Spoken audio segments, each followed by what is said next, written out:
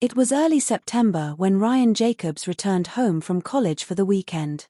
He hadn't planned to, classes had just started, and he was still getting used to dorm life, but something had pulled him back to his old neighborhood in Greenville, South Carolina. Maybe it was the quiet. Maybe it was the homesickness. Or maybe it was the unanswered message from a family friend, Lisa Whitmore. Lisa had been like an aunt to him growing up. She lived just a few blocks away, was friends with his mother until the divorce, and had watched over him plenty of times when he was younger. But recently, her messages had changed. They weren't alarming, just odd. A simple "Hey, are you doing okay?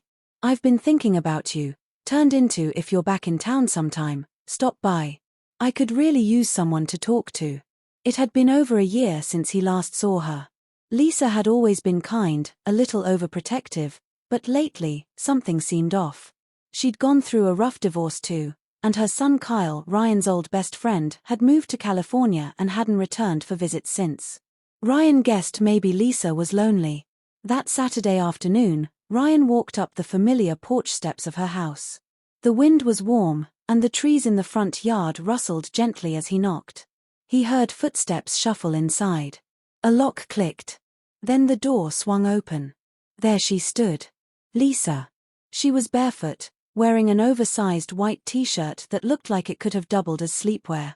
Her hair was loosely tied back, and she looked tired but radiant in a way Ryan couldn't describe. "Oh," she said, blinking in surprise, then smiled softly. "Ryan. You actually came."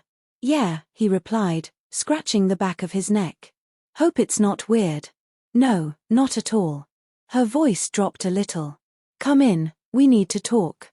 He stepped inside, and she gently closed the door behind him. The house smelled like vanilla candles and fresh laundry. Familiar, but quieter than he remembered.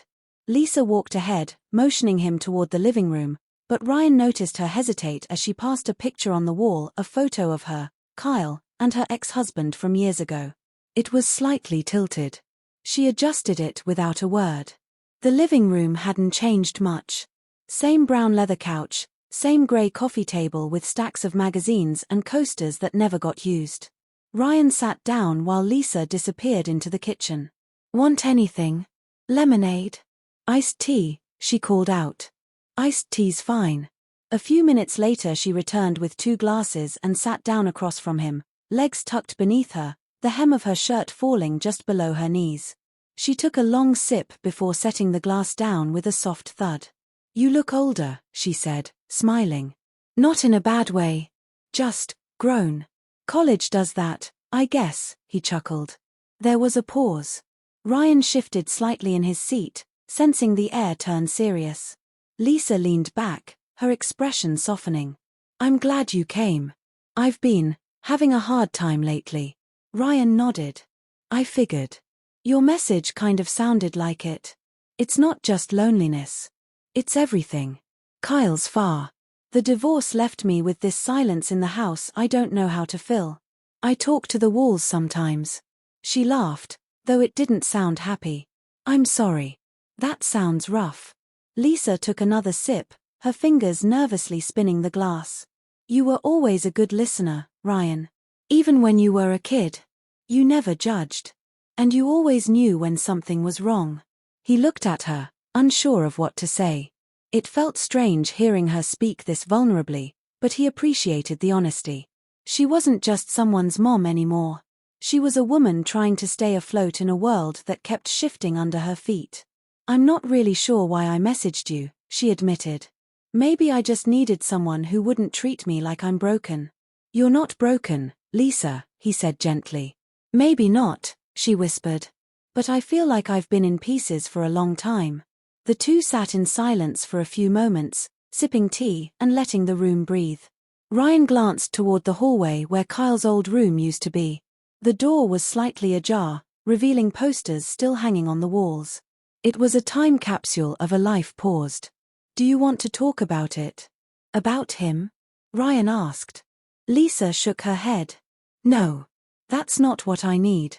I don't want to relive the past. I want to move forward, but I don't know how." He waited, sensing she was about to say more. "I started seeing a therapist." But she just writes things down and nods. I need something real. A real conversation. You've got one, Ryan assured her. Her eyes welled slightly. You know, I remember when you and Kyle built that awful treehouse in the backyard. You two used duct tape to hold the roof together. Hey, that duct tape lasted 3 years, Ryan laughed. She smiled genuinely this time. You were always more careful than Kyle. More thoughtful. Her voice faltered, and she looked down at her hands, now trembling slightly. I think what I'm trying to say is I don't have anyone anymore who sees me. Everyone looks past me now. Or through me. But right now, you're here, and you're listening, and I can breathe. Ryan's heart tightened. He didn't know how to fix her pain, but he could offer this moment. I'm here. I mean that. She got up slowly and walked to the window, staring out at the late afternoon sun painting golden streaks on the driveway. Do you believe people deserve second chances? She asked. Yes.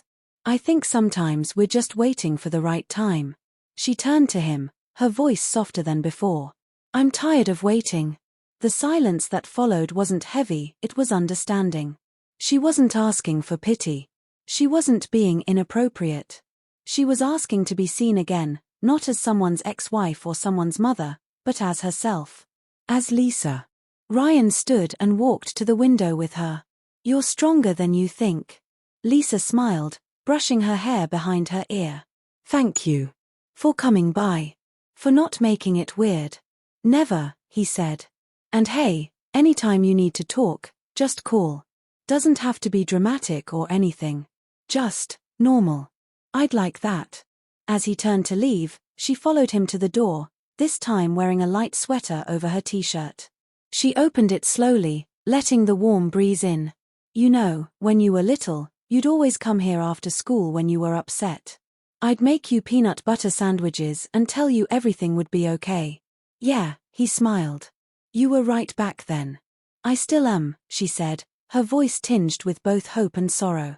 Ryan stepped outside and turned to her once more. I'll stop by again soon. I'd like that very much.